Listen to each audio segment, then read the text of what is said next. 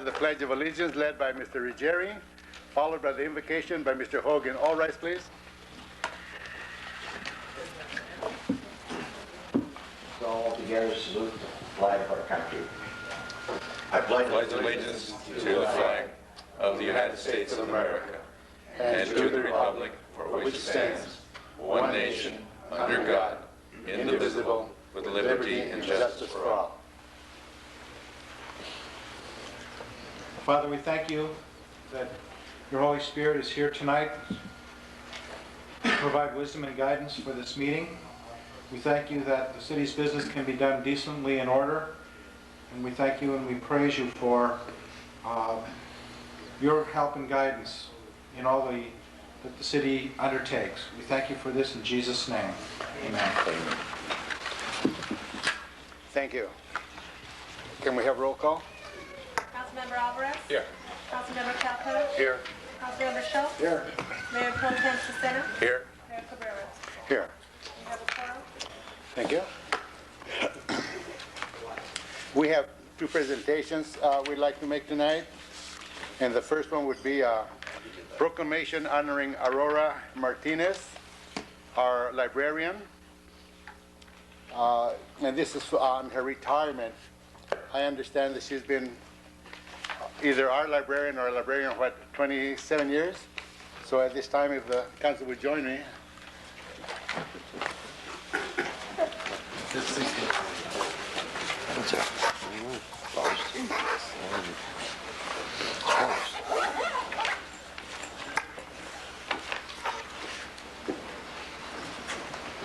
I also would like to introduce Stephen Klein. He's the regional director of the library.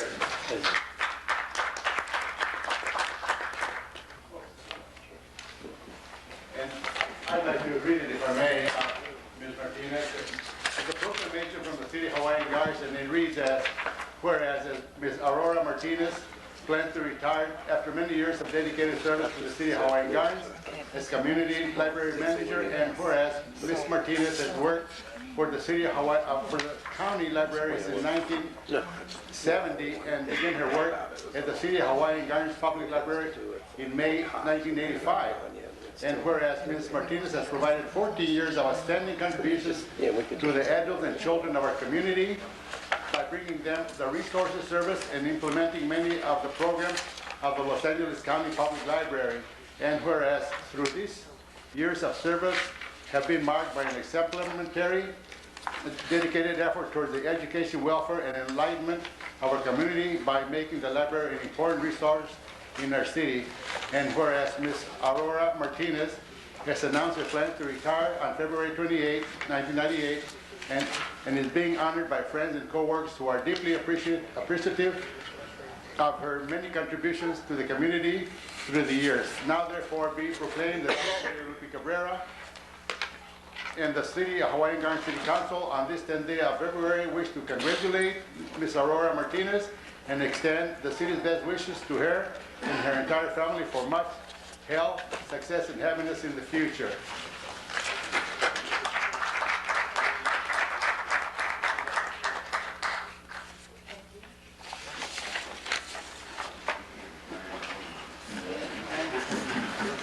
I'd just like to say that it's been a great experience working with the community, but now it's time to leave, and just remember that the family that reads together, we're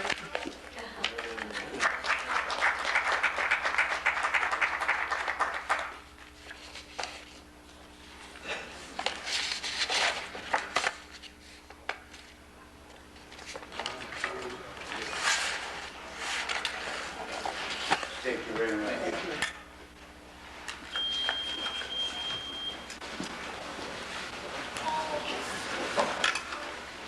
And we also have a proclamation, and this is dedicated to the Year of Healthy Children.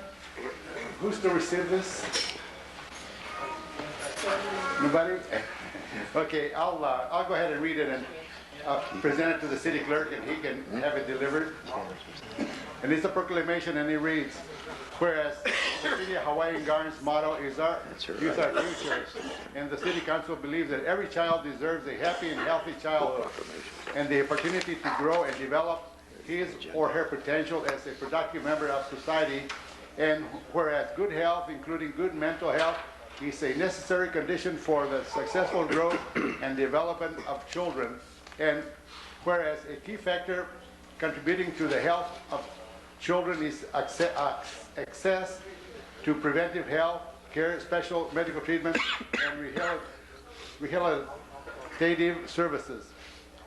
Whereas an estimated 700,000 children in Los Angeles County do not have adequate health coverage, and during 1998, several public and private initiatives will significantly affect health services for children and potentially improve their access to health services. This includes the California Healthy Families Program, Los Angeles County Medical Enrollment Project, public health restructuring and expansion of community output services, and whereas efforts are underway throughout Los Angeles County involving county departments, schools, service groups, and other organizations to assure that these initiatives have a positive impact on the health of our children, as whereas the Los Angeles County Board of Supervisors encourage municipalities, health organizations, business, religion organizations, and other interested individuals and groups to engage in efforts to improve the health of children in Los Angeles County. And whereas these efforts deserve the unqualified support of all governmental, civic, community leaders within Los Angeles County. Therefore, be proclaimed that I, Mayor Lupe Guerrera, and the Hawaiian Gardens City Council on this 10th day of February hereby declare 1998 Year of Healthy Children in the City of Hawaiian Gardens, and therefore join the Los Angeles County Board of Supervisors to work to support the efforts initiated during 1998 to improve the health of the children in Los Angeles County. And I'll turn this over to the city clerk, and he can deliver to the proper person. Thank you very much.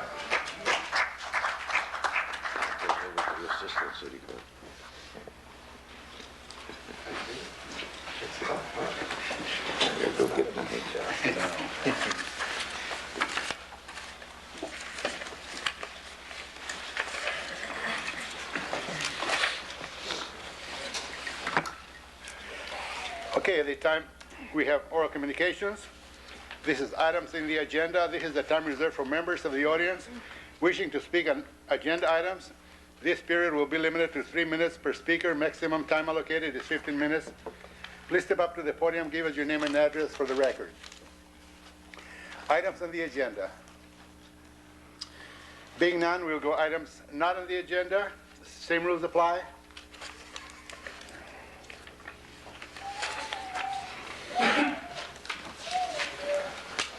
John Eckerman, 12550 East Carson Street, space number 2. Mr. Mayor, Honorable Mayor, and City Council members, it's come to my attention that there are numerous areas within our community that have become graffiti sprayed again. Quite a bit from what I understand. And I understand that we are limited in the amount of people that we have working for the city now that can handle this situation. I was wondering if the City Council had given any consideration to a possible volunteer program whereby we might get the community involved, as they have done in other communities, under adult supervision, get some of these young folks in the community involved, and work on a graffiti gratification program on the weekends possibly, barring any other way of being able to be done. Well, that's something we can certainly look into. And well, we certainly need to get community involvement. I think the majority of us go out and, scout the area, and we noticed this was a bad weekend. We got hit pretty bad, especially some areas. So. Yeah. Well, it needs to be an ongoing program, because that's the only way that you're going to get it squelched and controlled. Because as these so-called graffiti artists, I call them graffiti scum, continue to paint this stuff all over the community, all it does is once it's left there for a period of time, it just gives them the basis to say, hey, look, that's mine, and nobody's doing anything about it. And they run around the community pointing out to their little buddies in the community, hey, that's mine over there, and nobody's doing anything about it. Now I'll go paint somewhere else. And it's been proven that this goes on. I was an apartment manager in an apartment complex in Long Beach at one time, and once I started painting over the graffiti as it was sprayed on the building, it stopped. It took me 2 or 3 times doing this, but it finally stopped. And I think they get the message this way rather than just letting it stay up there. Thank you. Thank you. Just, Mr. Gelker, go ahead.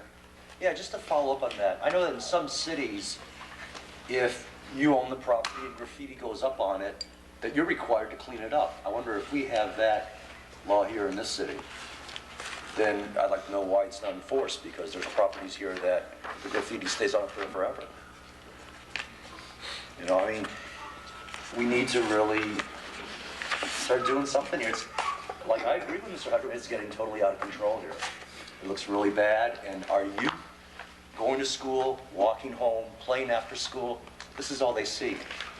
And we really need to make a concentrated effort to do something about this. I think what happened is there's somebody that came in from another town and came in, and then in retaliation they go right over that and made it pretty good size riding right there on 214th and Right, Norwalk, so what I that's saw. And Mr. Packman is absolutely correct. You know, the longer it stays, it's like, you know, a joke.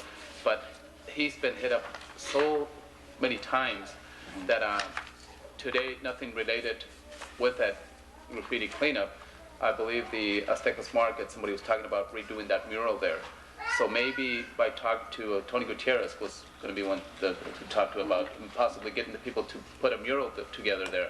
That would be another location that would be perfect for murals. Usually they respect that. When something's been there as a symbol of respect to all, that might be a consideration, talking to the owner of the store and bringing that up. They can, you know, some of the kids put a mural together with respect to all. So that's possibly things that we can approach.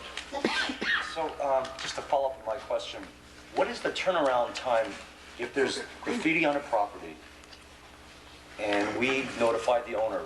What exactly is the turnaround time to get it cleaned up? Well, we have a graffiti ordinance in the municipal code, and it requires a 10-day notice. However, we only have acted on some complaints that we have recently received through the Community Development Department. Other graffitis that are out there not reported to the Community Development Department is taken care of, I believe, from the Public Works Yeah, Department. Public Works has been, they've been on to a lot of this time, within a couple of days anyway. But within the legal channels, it can take up to 30 days, right? No, 10 days, in and this then to particular- bring it back to council. With And this then particular statute in the zone, in the municipal code, it allows for a 10-day notification period. After that, Public Works can go ahead and paint the property.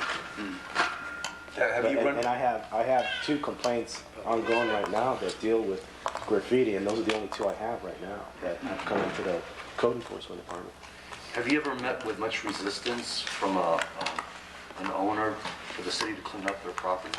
No. No.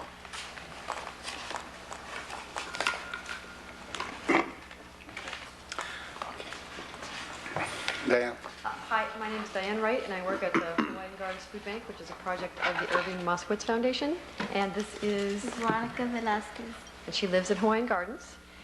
We just want to make an announcement and share it with you people and also the rest of the city about our photo documentary project that the girls have been working on. It's called the Sweethearts of Hawaiian Gardens. And the girls spent the last month going around town taking pictures.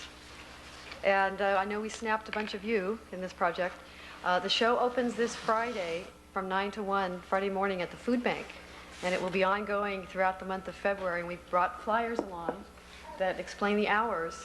But again, what the girls did is they went around with cameras and took pictures of people they knew, people they didn't know, kids, dogs, graffiti, whatever they found that they thought was interesting to take pictures of. And some of you are definitely in this show too, Lucy. So you're going to want to come and check this out, okay? All right, thanks a lot. Please come and see our show. Thank you very much.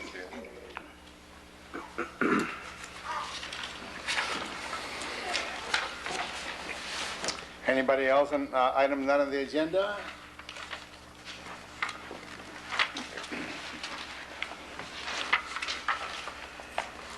Good evening.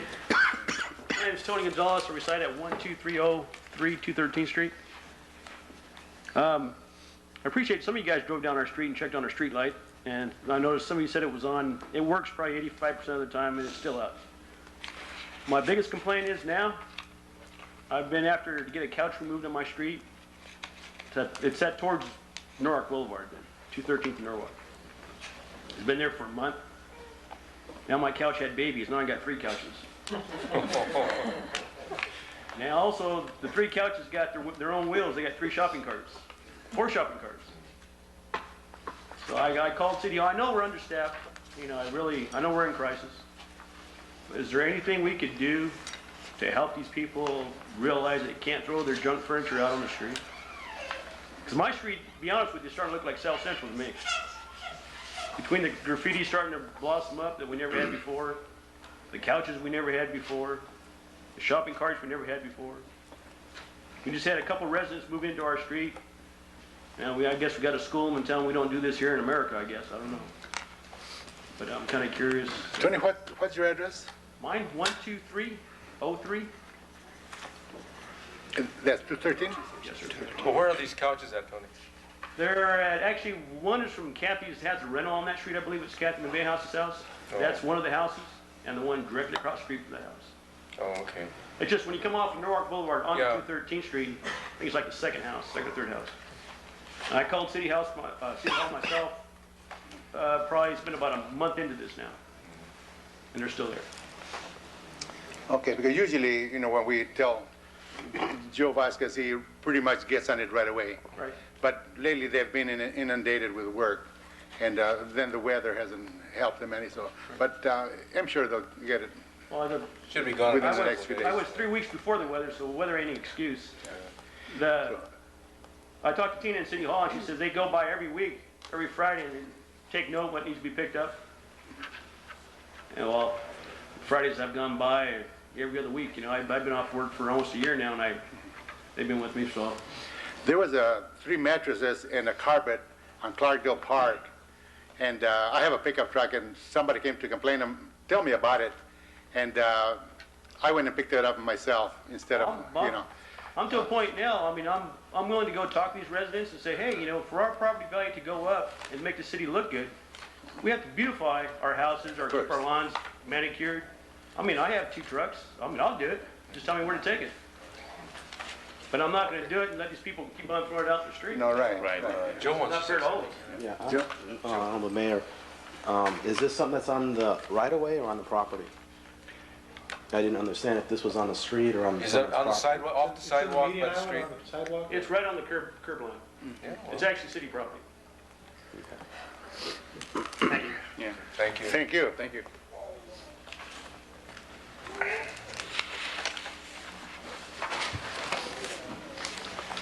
My name is Stephen Klein. I'm the Regional Administrator for the South Region and County Library System. I would like to thank you for your honor in passing a resolution to honor the retirement of Aurora Martinez. She really has been an asset to the library system and certainly has served the people of Hawaiian Gardens very well. I also want to let you know that I had an opportunity last week to meet with Mr. Simpson, your city administrator, to talk about the library in Hawaiian Gardens, to get a sense from him of what some of the issues are, because as we begin the recruitment for a new librarian for the Hawaiian Gardens Library, we want to make sure that we get someone who meets your needs and can work well with the community. So I want to thank you for that opportunity. Thank you.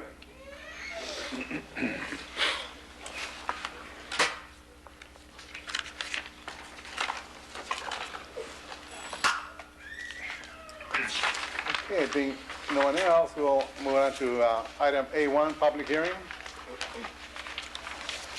Mr. Mayor and Council, item A1 on your agenda is a public hearing regarding the adoption of the 1998-1999 Community Development Block Grant Program for the community. It is a public hearing, but then once the public hearing is considered, you would consider resolution number 11-98, the resolution of the City Council of the City of Hawaiian Gardens approving the city's 1998-1999 Community Development Block Grant Program. Mr. Colombo has a more detailed report for you. Honorable Mayor, members of the City Council, the city's been notified by the Community Development Commission that it will be able to apply for approximately $300,000 in CDBG grant funds. In addition, the city will be able to reallocate $115,000 from prior program years for a total of $426,444. Staff recommends that we continue the same programs as we have in the prior fiscal year, which are outlined as follows. $258,568 for the Housing Rehabilitation Program, which provides grants, rebates, and loans to low moderate income owner-occupied single-family residential properties.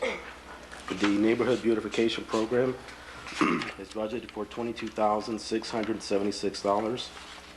This is basically your block cleanup program.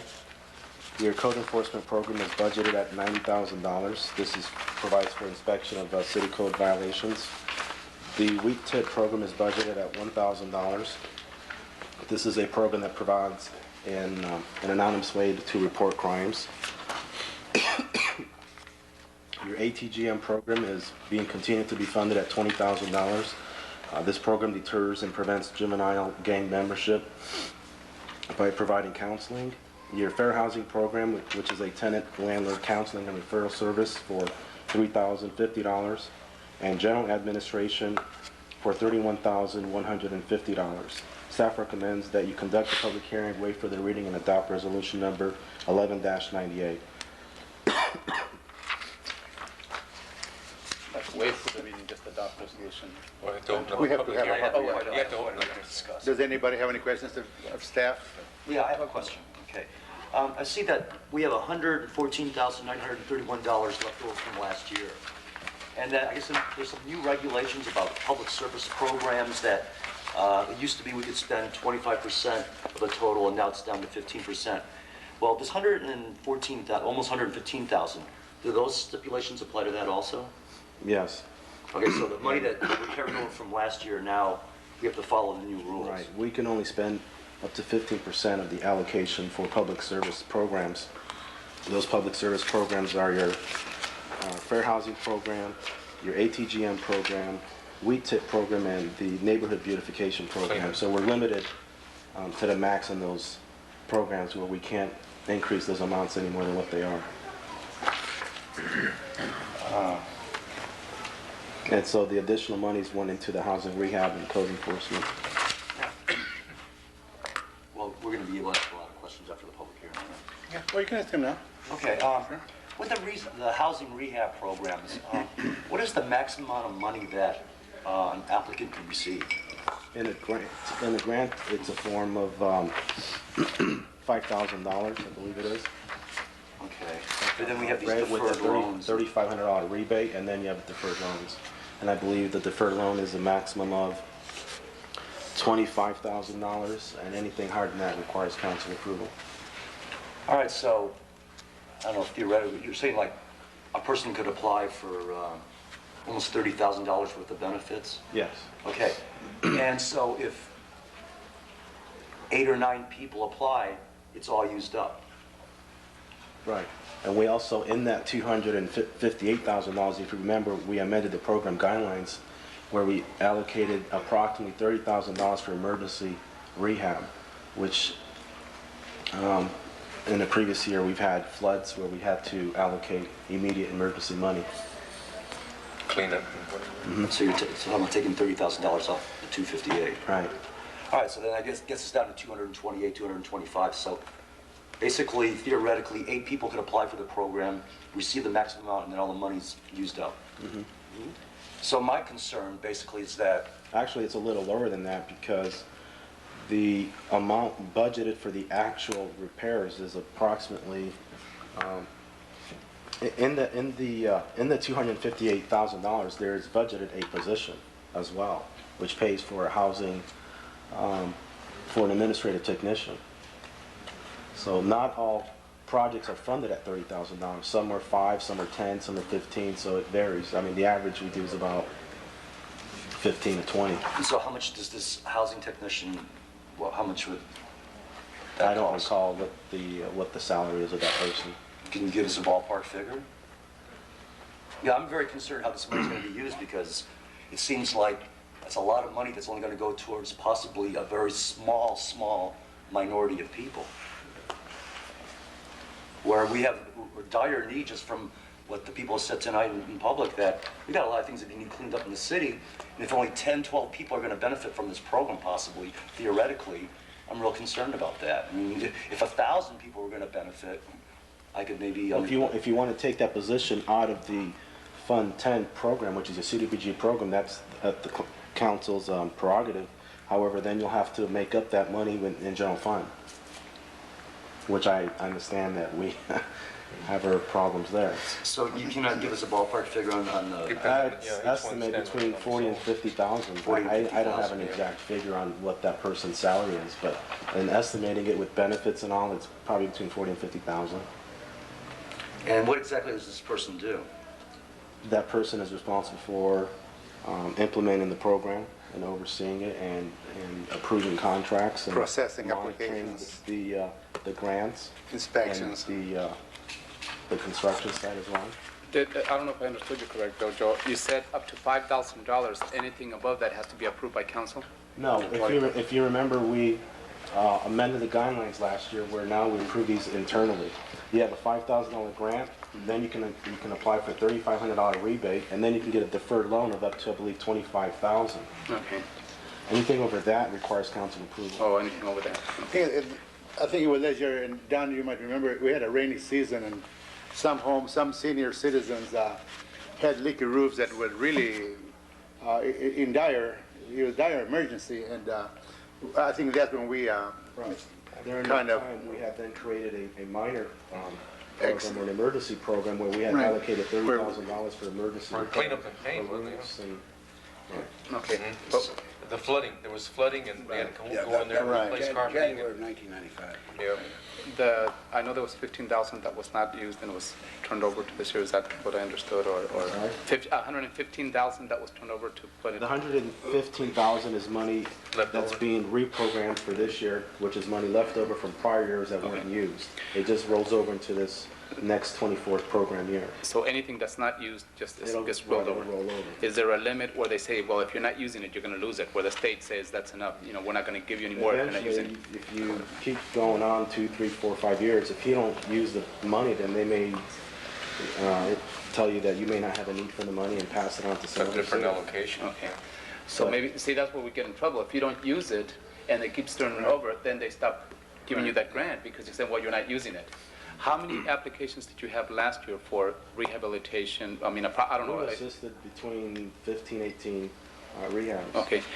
We've done a lot of mobile homes last year. Okay, and you didn't really push shy people away, or was there somebody that just said, maybe not rejecting, but someone that didn't qualify their guidelines or whatever? Well, they have to meet Reject. yes, there are some that don't qualify and we can't assist them because you have to meet the... Because of the income. Right. Okay.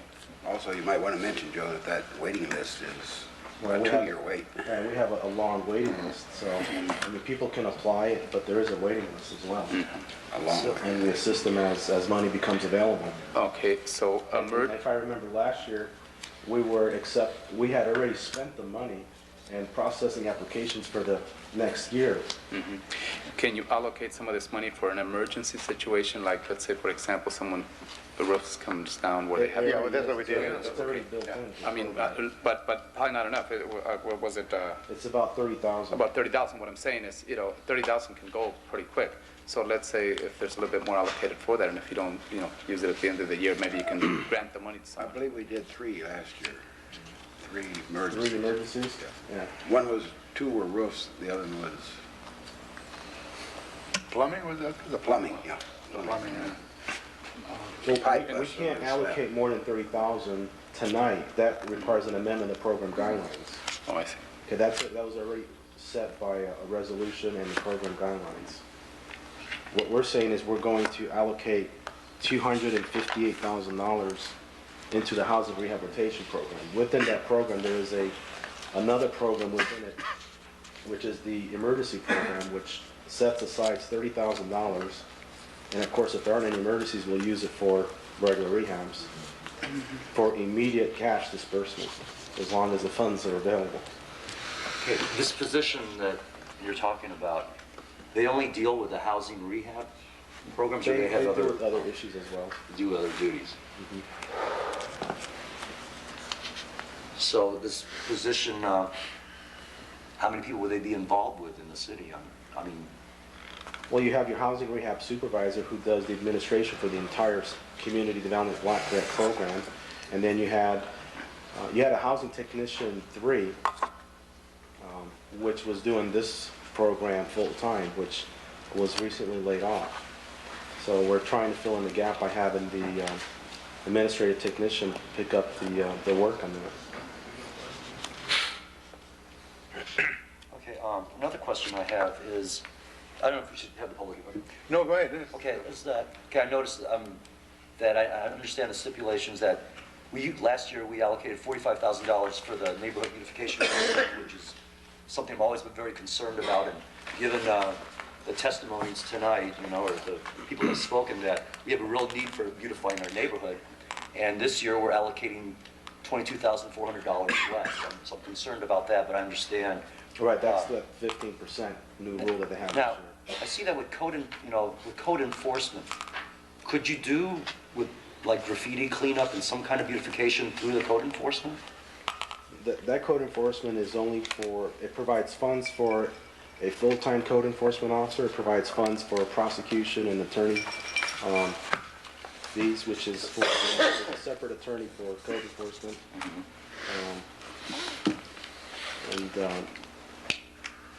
And other related costs for implementing. The 90,000. Yeah. Well, no, I guess what I'm saying, if you had We had a program through the redevelopment agency for graffiti removal, but we don't have that position. I'm not sure who is filling in the gap, but I believe graffiti removal is still being done. Well, I guess what I'm kind of getting at, the code enforcement officer, if you had somebody that all they did was drive around all day, could they clean up some of the graffiti? No, They're I not can't allowed- have a code enforcement officer out They're there not allowed to do cleaning that. up the graffiti. Is there a reason why they can't do that? It's not within the job description to be out in the streets cleaning up graffiti. We had a part-time person for that, and the president, I think maintenance does it when they have a Right, chance. we have a maintenance department that does the actual graffiti cleanup. If a code enforcement officer observes graffiti, they report it, they log it, they file the complaint, we pursue it. We have to follow the guidelines within the municipal code book, provide them a 10-day grace period notice, and then if they don't respond, we have authority under the municipal code to go ahead and repaint the wall or whatever the case may be. It's not in the same family of jobs, and Yeah, there's I a can't union have thing, one. and also that you cross Yeah, over. but we have a real thing, we need to get the things cleaned up in the city, because there's a real need out there, and then maybe we need to bend some of the rules. I already had a code enforcement officer doing other duties picked up from other positions that were laid off. Okay, what else with this money, the CDBG funds, can we, would we be able to hire, like, juvenile youth at a minimum wage to help control this problem in the city? You can use CDBG funds to abate graffiti, because one of the objectives in using CDBG funds is to remove blight. Because, But you're going to be creating another program, which you can do. And what the program then is used for is either provides funds for supplies and materials, or creates a new job position, and that's something that the council has to decide on whether they want to do that or not. Because, it was pointed out to me that, we have a lot of kids out there that maybe the ones that are actually putting all the graffiti up, maybe if they were employed, minimum wage, that would get them off the streets and, start getting them on the right path here, and it would be a minimal cost to the city and maybe maximum benefit. We used to have a summer program. I don't know, we're not doing that now, but we need some additional help out there. And that's what these CDBG funds are for, right? Is to get the city cleaned up. Sure. So we could create, so how much money could we spend on some kind of a youth program where they're out there doing this? As much as the council wants to Well, allocate. was it 15% of the total? Or 20? You'll end up taking the money out from another program. You could take it out of the housing rehab program, or you can take it out of the code enforcement program. No, well, I certainly don't want to spend any less money on code enforcement. I think going back to the housing rehab, I see as a lot of money, and only very few people are going to benefit from it. I mean, what is the purpose of having 8, 10 people fix up their home, when down the street it's all blighted, and what's the sense? Why should somebody apply for a loan and make a big investment and then there's graffiti everywhere anyway? Doesn't make sense to me. I mean, I want to help, people fix up their homes, but I'm more concerned about the 15,000 people that live in the city, that we need to fix up the city and get it cleaned up. And to me, when we're using tax dollars, you want to maximize that money. And so I have a little problem with 8 or 10 people benefiting from a program where, if it was used some other ways, 15,000 people can benefit from it. And that's all I'm getting at. I don't think it'd be a problem creating a program for a graffiti removal program, and I don't think we'd need more than, maybe Mr. Hogan can give us a more accurate figure of how much supplies and equipment we may need. I don't think I would anticipate more than $5,000, but the council needs to decide, do you want to hire another position? And if you do, how are you going to pay for that position? These would be part-time positions, $5.20 minimum wage. But who's got a supervisor? Right, and you have other issues as well. I mean, I can pay for... There's other issues, but they're not that We can create a program to pay... The union for one. Well, I was good, yeah, they are more complicated. Yeah, there's people we laid off that were doing It's that. more complicated than... Yeah. But the answer is not no that you can't, as far as the program itself, the CDBG guidelines itself. You can create a program to eliminate graffiti, but now who's going to implement it?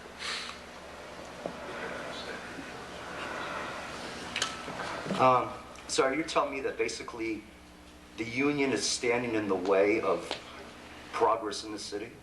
I didn't say that. But you're kind of alluding to that, and if you're not saying, maybe I'm going to say it. It sounds like we're having a little problem here, that we have a real need out here to get the city cleaned up. Well, the problem is, Alan, that we had someone who we hired to take care of it, and we've laid him off. Mm-hmm. Now, how can you bring people in to do that job and leave him laid off? You can't. The MOU would be violated if you did that. Even when we did the construction program in past years, that was done with the full approval of it. Right. So this person could be hired back on a part-time basis or something? And maybe have a couple of youth under his or her supervision? In regards to the employment aspect of this position, I'm not really qualified to give any answers to that. I can answer on the program itself and what the funds can be used for. And I'm sure if you want to take $5,000 for equipment and supplies, create a program, which we had in the past, the redevelopment funds. And you had a position to do the job, and it was paying out of, I believe it was being paid out of redevelopment.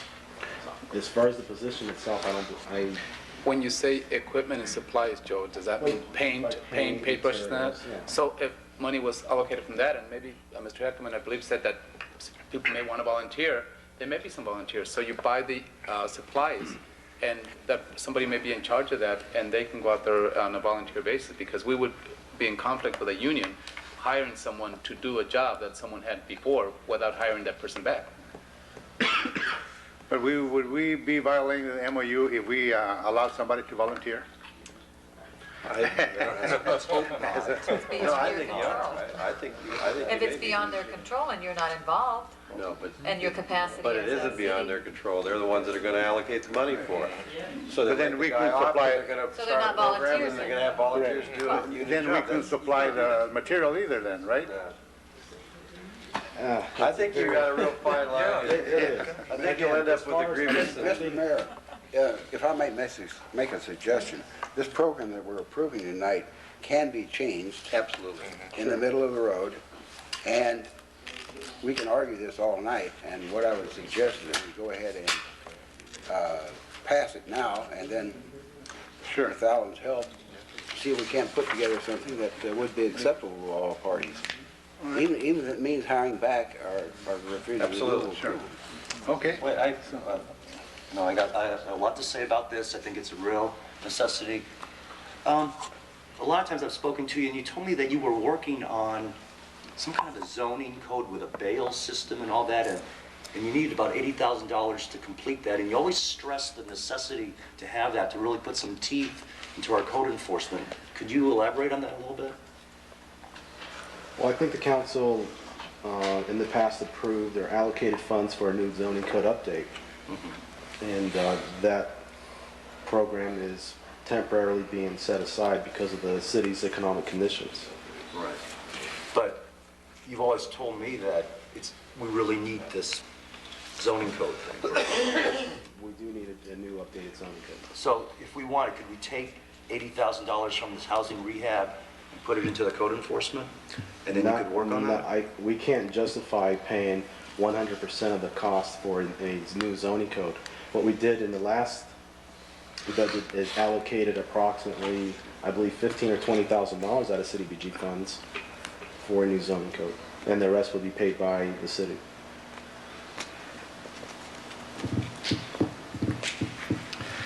But like Dan said, we'll work on this. Okay, and then if there's no more questions, if you want to, at this time, open the public hearing. All those wishing to speak on this subject, please step up to the podium, give us your name and address, and give us your remarks. I'm sorry, is that the grant? Is Yes, this... yes, this is the public hearing on this grant.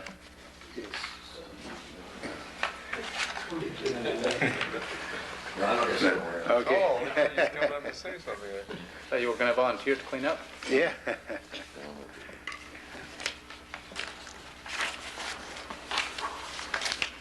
Again, John Heckerman, 12550 East Carson, Space 2. I don't know if this code goes in hand with the grant, but if you utilize some of that grant money just to buy equipment, not, I'm just saying paint brushes, so on and so forth, get a qualified individual within the city, and there are plenty of qualified individuals that would volunteer, an adult, that would volunteer his time, his or her time, or a group of adults that would volunteer their time to get together a coalition of people, of young people, what have you, that would be interested in doing this throughout the city. We could do this the same as other cities have done it. It's in the paper all the time. They have a volunteer program. The supplies are given by the city, so there's no out-of-pocket expense to the individuals to go through the neighborhoods and clean up the graffiti and clean up the grounds and so on and so forth that needs to be done. It's a very simplified process, and you don't have to spend a lot of money doing so. You could spend $3,000 or $4,000 to buy the paints and the rollers and the brushes and get an awful lot done for a little bit of money. John, you couldn't buy the liability insurance for that, for those people. We'd have to have them insured. You have to have them insured. Yeah, absolutely. That's right. You couldn't come close to paying for the liability insurance for $3,000. What about if you ask the people to sign a waiver of insurance? I don't know whether that would do it or not. I, for one, would certainly be willing to. I would love to volunteer for a program like this to get this city cleaned up. I'm a member of this community. I want to see something done within the community to make it a better place to live. And the only way it's going to happen is if you get community involvement. Up to now, in the years that I've lived here, the years I lived here prior to moving away and then moving back again, there's been little or no community involvement here. The people feel out there that they're not a part of this community, that you're the community doing for them, and they just don't count most of the time, except at election time. We need to get some community involvement. We need to get people feeling that they are a part of this community and are wanted to do something within the community. And I think you'd be surprised at the amount of people that might come forward. Now, in years past, we have had groups that would go out and paint over this graffiti, but they had paint donated by local paint stores. But I think that once the city provides the paint, then we're part of the... You know, Lupe, in 1978, as a matter of fact, you know, Joe was helping you help, when we got CSO in here, I was the one that directed that program. Mm-hmm. We had kids going out there to help senior citizens, graffiti removal, cleanup. I mean, did that. I got all these kids in the neighborhood, and they loved it. Senior citizens were happy. And I don't know how the liability insurance would be on that if it's a private-owned property. If it's not our property, pretty much they are covered under their insurance if it's somebody that just volunteers to clean their well. If it's a city program, though. But if we... No, let's say it's not a city program. Let's say it's not a city program. We don't, you know, we can donate it somewhere if somebody else wants to donate it, because there may be something that we may be waived from that liability insurance because, you know, we're really not hiring and we're not directing it if somebody else was to do it. It's something to be explored, and I think Mr. Schultz has a good suggestion. We look into this further and proceed with the I know, program this time. yeah, years ago, I was a member of the Lions Club, and the Lions Club had a program. We'd go out there and paint homes, people that needed help, and it was fine. But that was the Lions Club. The team poses to do that. But in no fairness, let the public speak. My name is Glenn Cornejo. I live at 1233 212th Street, Hawaiian Gardens, California, 90716.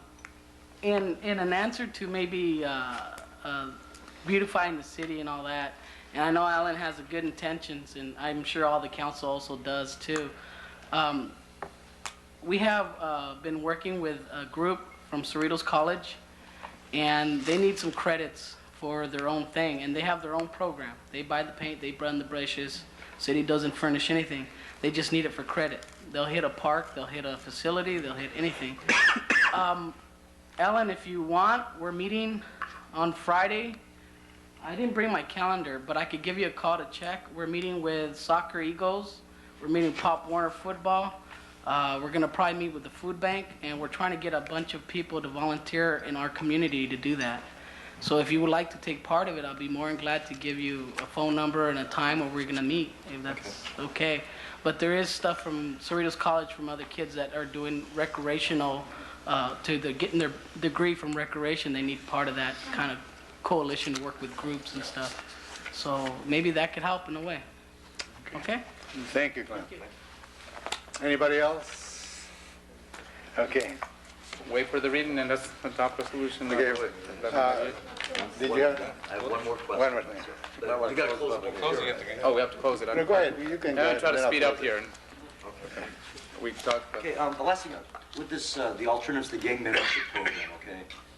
It says the aim is to control, deter, and prevent juvenile gang membership, okay? Could part of this counseling be that some of these kids are out there helping clean up? Is that a direction that this gang membership program could go? I'm sure. Because, like I said, there's an awful lot of writing on the walls. It's getting pretty outrageous out there, and well, there's somebody that's volunteering for that. I know Ernie's been volunteering his time since what, June? You know, for this program. That program. So really you know, is really different direction, but yes, the answer to this question is probably yes. Yeah. But I think you'd have to quit doing whatever else you were doing. it's related to sports and an alternative to gang membership, and it's true. That's another one. I don't want to completely change the program. Just saying maybe they could shift a little bit of the focus towards that also. Because I mean, you know, it's one thing the sports, the functions, the trophies, all that, the counseling, but there's the reality of the streets too. And maybe we need those kids to really see the reality out there, you know, and help be part of cleaning it up. So you'd be the person to talk to about that, Ernie? We'll talk to them about that, basically. Okay. At this time, if there's no more discussion, I'll make a motion to close the public hearing. Is there a second? Second. All in favor of the motion to close the public hearing, indicate by saying aye. Aye. Opposed? Public hearing is closed. So it would be in order now to waive further reading and adopt resolution number 1198. Is there a motion? Motion. Second. The motion and a second. Can we have a roll call vote? Councilmember Alvarez? Yes. Councilmember Falco? In this, you know, I hate to be real hard-headed with this, you know, but if we decide to allocate less money towards the housing rehab, when will we decide to do that? Well, I think we need the money first before we can decide we can do it. This is to approve to get the money first, to get make sure we get the money. That's my understanding, right? And then would it have to come up applying for the money? Right. It's approving for you to apply for the money so we can get the money, because we can't spend it if we don't have anything. It's still a drawdown. We've been notified that the city is qualified to apply up to the amounts allocated. It's not the same as a Section 8 money where the money is already in your checking account and you just draw from it. These are monies that the county has, and the city spends it first, then you submit your requisition and then you get reimbursed for the monies you spent. But this can be Program changes can occur anytime. amended anytime, right? How do you do that? What do you do? It has to be brought before council. It has to be brought before the council. An agenda item or what? Yes. And we just do a program change and we notify the Community Development Commission. Okay. Can I vote yes? Councilmember Schultz? Yes. Mayor Pro Tem Cicero? Yes. Mayor Cabrera? Yes. Motion carries.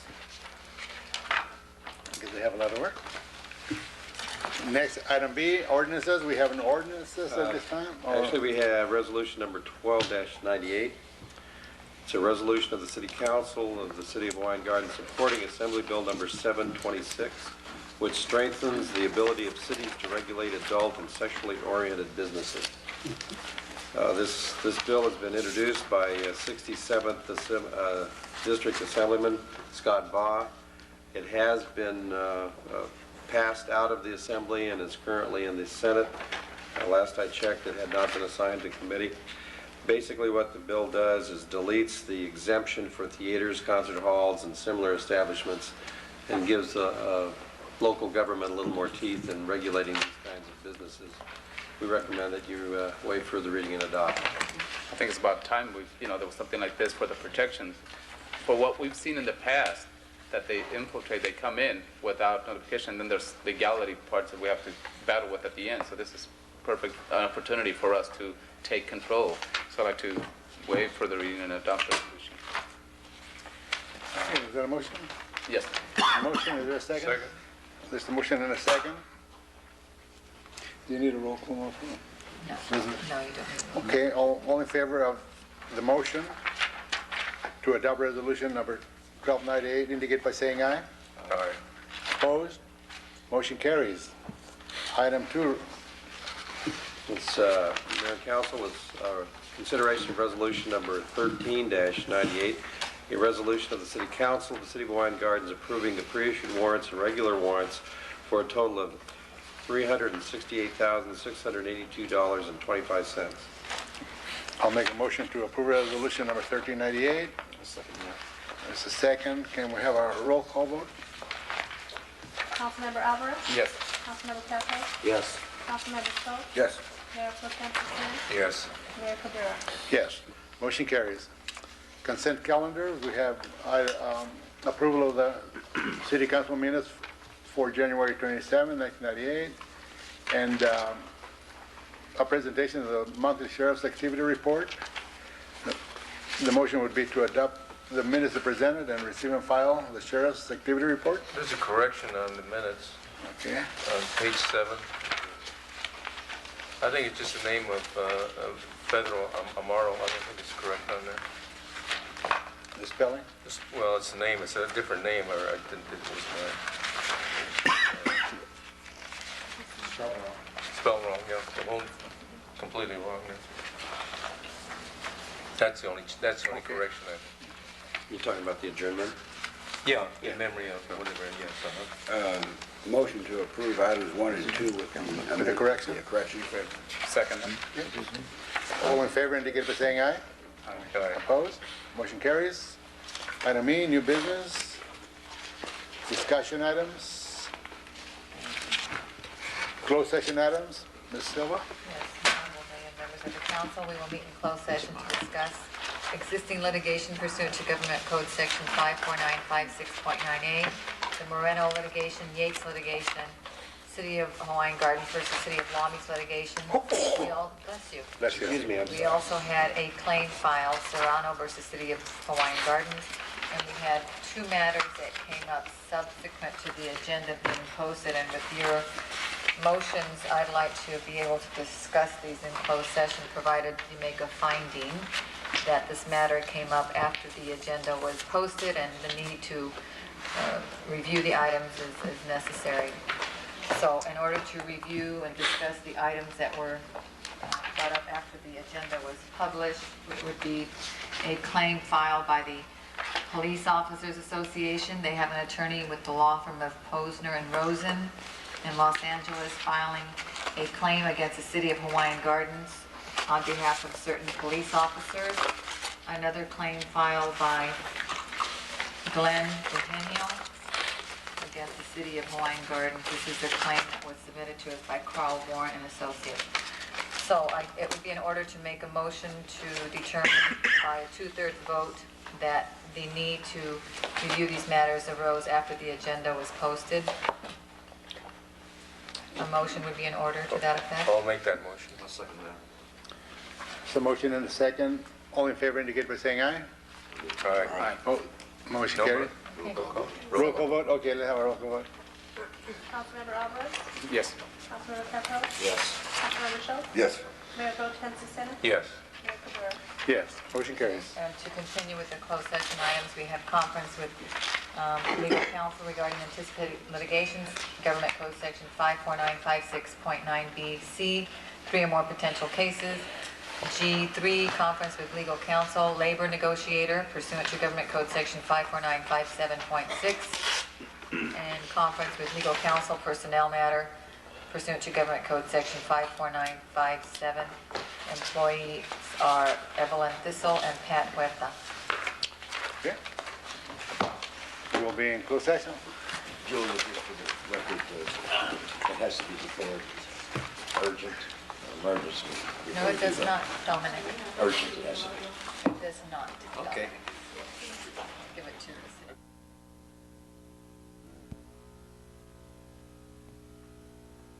Back in session. Ms. Silva, will you give us a report? Yes, Honorable Mayor, members of the council, it would be in order to approve a settlement of a claim that was filed by Anthony Serrano against the City of Hawaiian Gardens. The claim is a cash settlement in the amount of $39,776.35 to be paid through an annuity over time. Okay, we have a motion to that effect? So move on the motion. Second. The motion and a second. Can we have a roll call vote? Councilmember Alvarez? Yes. Councilmember Papera? Yes. Councilmember Schultz? Yes. Mayor Pro Tem Cicero? Yes. Mayor Cabrera? Yes. Motion carries. Okay, also, Honorable Mayor, members of the council, it would be in order to approve a memorandum of agreement that was entered into between Evelyn Thistle and the City of Hawaiian Gardens, and another memorandum of agreement that was entered into by Patricia Huerta and the City of Hawaiian Gardens. That would be to ratify the memorandum of agreement. So moved. Second. So motion and a second. Can we have a roll call vote? Councilmember Alvarez? Yes. Councilmember Papera? Yes. Councilmember Schultz? Yes. Mayor Pro Tem Cicero? Yes. Mayor Cabrera? Yes. Christine, just for the record, the Huerta memorandum of agreement is dated as of December 10th, 97, and the memorandum of agreement with Ms. Thistle is dated as of February 4, 97. 98, excuse me, it's a typo. It's 98 for Ms. Thistle. Okay. No further action was taken in closed session. Okay, then we'll go to oral staff reports. Being none, we have oral council reports. Helen? Yeah, I was driving around the city today, spent about an hour and a half, and like I mentioned quite a bit earlier tonight, really there's an increasing graffiti in the city, and you really need to get a handle on it. We better start doing something soon before the summertime, and that's only about 4.5 months away, And I think it's becoming, almost an epidemic proportions here. And for example, I'm driving around, and on Ibex and 223rd, I witnessed at about 4:30, 5, 6, 7 guys just beating up this guy in the middle of the street, kicking him, punching him, kicking him in the head over and over again. Luckily, I had the phone with me. I called the sheriffs, but the sheriffs didn't get there until about 10 minutes later. And by that time, I called 911, but the guy that was getting beat up managed to walk away. But about 20 of these gang guys just went into this house, and the sheriffs drove by, and the gang guys waved at them. And I spoke to the sheriffs, and the one deputy said he'd never seen so many gang guys in one spot. And I think there's a lot of people out there that are starting to get a little intimidated with this. This is going on in broad daylight. Who knows what's going on at night? I'm not trying to overblow this, but I really think we got a little bit of a crisis going on here, and we really need to do something. Somehow we have to get these gang guys to, buy into the city a little bit and show a little pride that, it's not like we want to put all these guys in jail or anything like that, but we have to get the message to them that they have to help us out. Because, the government can't do it all by themselves, but this is what I saw this afternoon. I'm sure it happens all the time. And I did speak to Captain Kavanaugh today, let him know about it, and they'll try to do what they can, but I think we have some real problems. I think what we need to start is the neighborhood watch, and as you know, started a while back and it was defeated by previous council people when we got it going. And I believe Ms. Cabrera, also has people that they take care of their block. So maybe that's what we need to do to identify some of these kids and start reporting some of the acts. The officers in the Lakewood Station, Officer Willis, I know, is willing to come in and do a presentation. So maybe we should facilitate one of the sites here to initiate a meeting, and I'd like to make that, something that we can look into to facilitate one of the maybe the recreation facility to invite some of these people to initiate a neighborhood watch program, because we need it. So, we don't have the stuff to cover it, but I think people in the community want to do that, and they are willing to participate. I've got a list of about 28 people that want to get started and are willing to be some team captains, block captains, and also identify some of the kids. Because once they know, the parents sometimes are unaware. And how do you identify a gang kid? It's really hard, because sometimes even a gang kid, when he dresses up, doesn't see the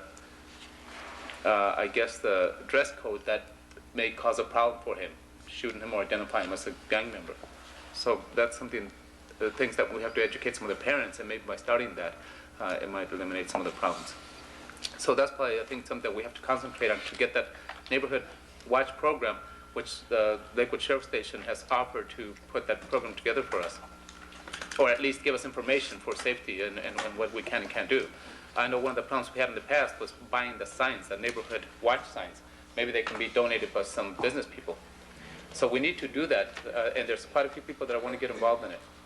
So I'd like to maybe ask another council members if we can get together with some of these deputies and get the people together. You want to do that? Sure. Let's do that. Because, something's got to start, and you're right, we got to take our city back. There's either educating them to say, hey, it's wrong what you're doing, and sometimes the parents give up on their kids, so. Just, I want to get this clear too. These 20 guys that I saw today, they were not kids. They were in their 20s, in their 30s. I had one guy probably in his 40s calling me a rat and everything. Okay, so these aren't just kids. Okay, we got a lot of grown-ups that are very bad influence on the kids and encourage them to follow in their footsteps. So I think we have a pretty serious problem here, and do something. I don't know. That's a start. Yeah. Okay. If nobody else, we'll adjourn the meeting to February 24, and we'll go into redevelopment.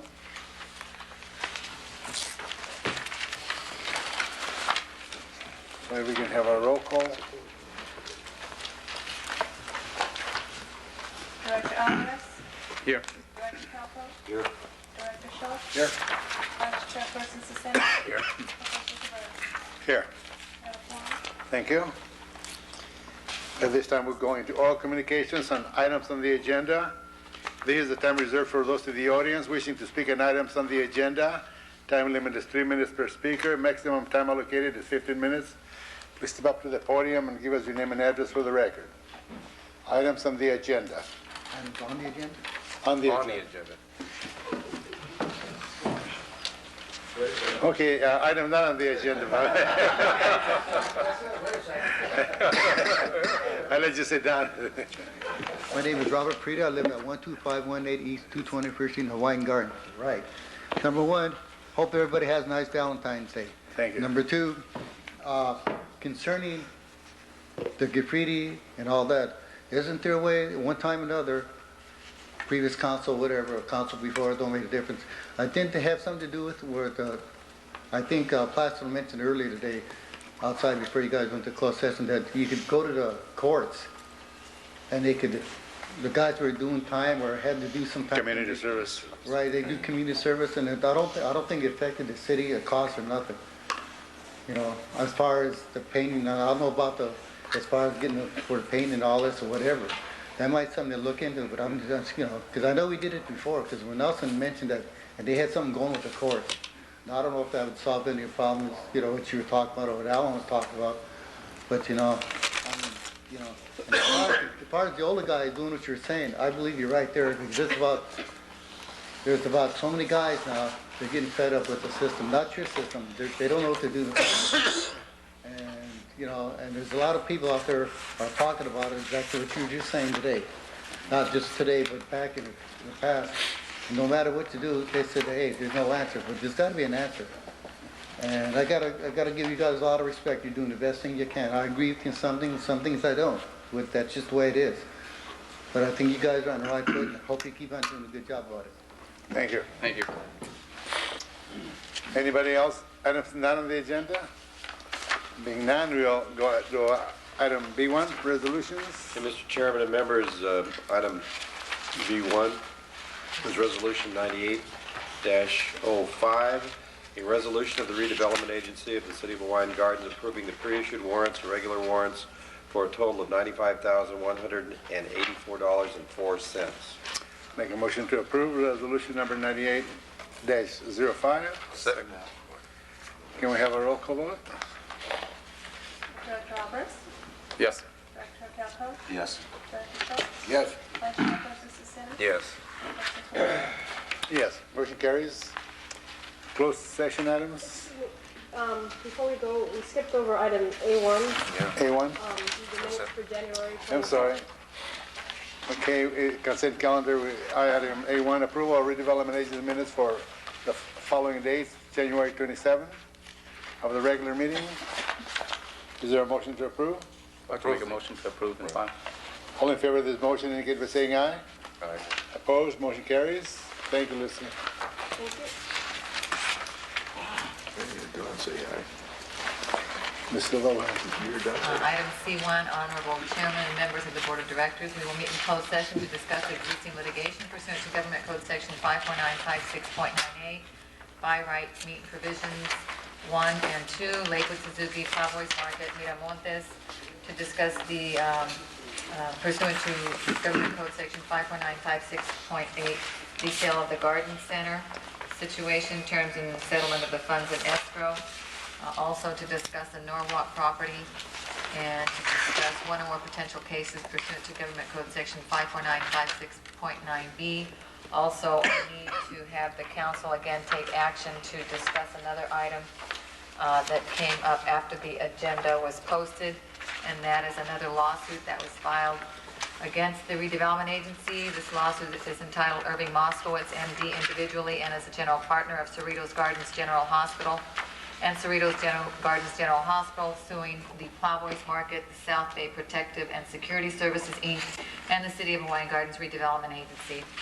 It would be in order to make a determination by a 2/3 vote that we need to discuss this in closed session immediately. Make a motion. To make a motion to adjourn. there's a motion and a second. Second. Did we say we needed a roll call vote for that? Yeah, we should probably. A roll call vote? Director Alvarez? Yes. Director Calco? Yes. Director Schultz? Yes. Vice Chairperson Sisseton? Yes. Chairperson Rivera? Yes. Be in closed Motion carries, and we'll be in closed session.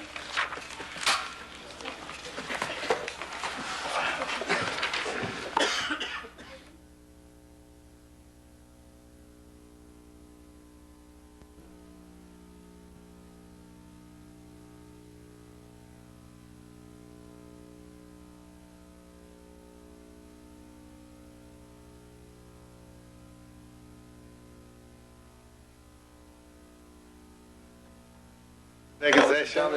Deputy showed up. Still give us a report? Yes. It would be in order for the council to take action to authorize Councilmember Schultz to attend a mandatory settlement conference on the Hawaiian Gardens Redevelopment Agency by right litigation. The mandatory settlement conference is scheduled for May 21st, 1998. With the authority to settle on behalf of the city. Thank you. At 8:30 a.m. in Department Key. Yeah. Okay. If you want to make that motion? Is that Department F or Department, oh, sorry, okay, I thought. Paragraph 3. Is there a motion to I'll that make the effect? motion. Second that. Motion and second. All in favor indicate by saying aye. Is that a roll call? No. No, they don't roll call. No, no. Spending Opposed? money. Motion They're gonna carries. Spend money. Settle the case though, okay. Don't give no money away. Other action that was taken, that should be taken by the council in open session relates to the matter of the garden center, item C2. It would be in order for the council to make a motion to settle the matter at $33,956.12. The opposing counsel is asking for the council or the board to approve a lease assignment, but that is really not within our prerogative. If anything, that would be for Mr. Gold, and my understanding, Mr. Gold's attorneys are amenable to that, provided the agency pays the monies of, the settlement monies, and these settlement monies will be distributed from escrow proceeds currently on deposit with the escrow company. Yeah, just to clarify, that's not money that the city, but now it's money that's been put in escrow set aside for that, so it's just a settlement. Okay, all in favor of the motion, or is there a motion? That should be a motion, please. It's a motion. I'm sorry. To approve the Christine, you settlement. had? A motion to approve the settlement, is there a second? Can we have a roll call vote on that? Placido, second by Calco. Director Roberts? Yes. Director Calco? Yes. Director Schultz? Yes. Vice Chairperson Cesari? Yes. 460. Yes, motion carries. No other action is taken in closed session. Okay, and we'll go to oral staff reports. If no oral staff reports, do we have oral agency reports? Being none, we'll adjourn to the meeting of February 24th. And we don't have any other meetings. No. Thank you very much. Good night. Meeting adjourned. Go home. It's the fastest meeting. Yeah.